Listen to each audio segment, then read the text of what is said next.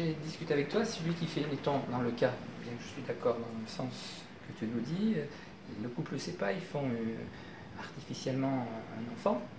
Oui. Et ce que j'ai entendu dire, c'est que le café empêcherait le développement d'avoir un enfant si quelqu'un fait une insémination artificielle. Alors, j'ai dit que les sucres lents, les glaires, les mucosités qui calaminaient les ovaires ne permettaient pas aux ovaires de fonctionner correctement, d'émettre des ovules et de capter les spermatozoïdes.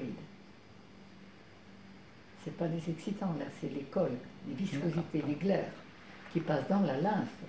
Et quand on parle d'un lymphatique, ça veut dire quoi? Qu'est-ce que c'est qu'un être lymphatique? C'est un être ralenti, parce que ces cellules veines dans ces viscosités ne peuvent pas fonctionner rapidement. Il faut nettoyer les humeurs, les liquides dans lesquels baignent les cellules.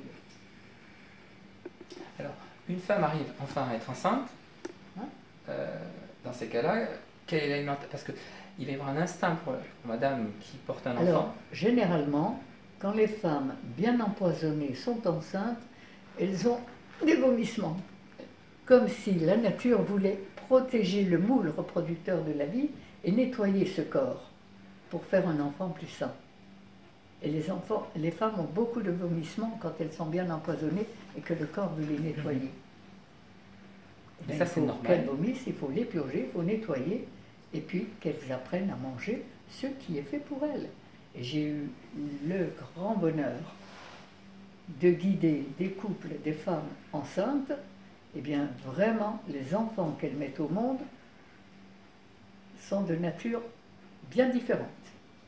Alors, j'ai le cas personnellement d'une nièce qui a un diabète gestationnel.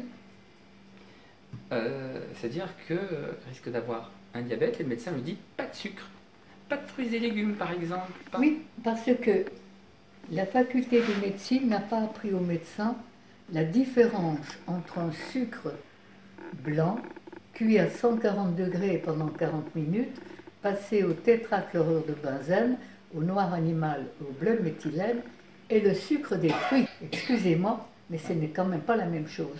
Alors le sucre des fruits, c'est le sucre de la vie, et c'est l'essence du moteur. Seulement, le médecin, la faculté ne lui a pas appris la santé, elle lui a appris ce qui ne va pas, à chercher ce qui ne va pas, à l'analyser et à prescrire des médicaments et des opérations. C'est une médecine de peur et de maladie. Alors ce diabète gestationnel qu'elle a, dans son cas, est-ce qu'on peut le prévenir? Bien sûr, toutes les maladies sont guérissables, toutes. Mais tous les malades ne le sont pas.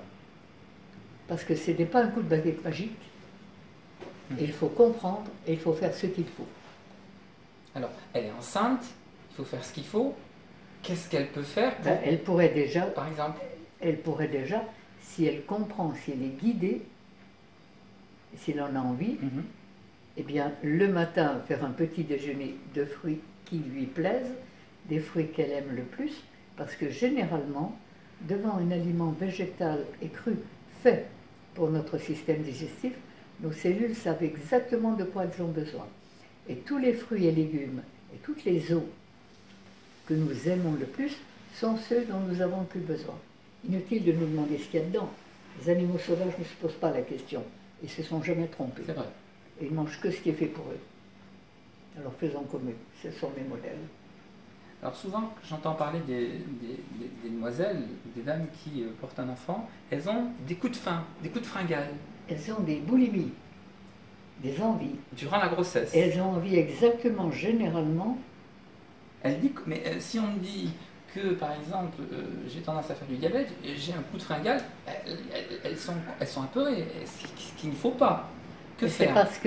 C'est parce que là, il est évident qu'il est indispensable de remettre notre médecine en fonction, une médecine de santé, la médecine hippocratique, qui dit au malade que l'aliment soit ton seul remède et qui a demandé au médecin de guérir sans nuire. Il est certain qu'il nous faut remettre cette médecine en activité. Et là, la femme qui a ses boulimies, qui a ses accès, a besoin d'être nettoyée et purgée. Elle a besoin de même avec la grossesse? Mais évidemment. Alors, par exemple, la femme qui a une grossesse a peur d'avoir perdu l'enfant. Comment elle fait Eh ben, avec cette purge? Avec quoi? il faut qu'elle apprenne, qu'elle voit un professionnel qui saura la guider, Oui, parce que qu'elle est chaque suivie. personne est un cas unique, Ouais. et chaque purge va convenir à un moment à une personne. Dans ces cas-là, c'est des purges d'huile Faut de ricin, retrouver. chlorhumagène. Mais tout ça va Faut voir. s'apprendre. Je ne veux pas en parler là, je ne veux pas faire n'importe quoi. Alors,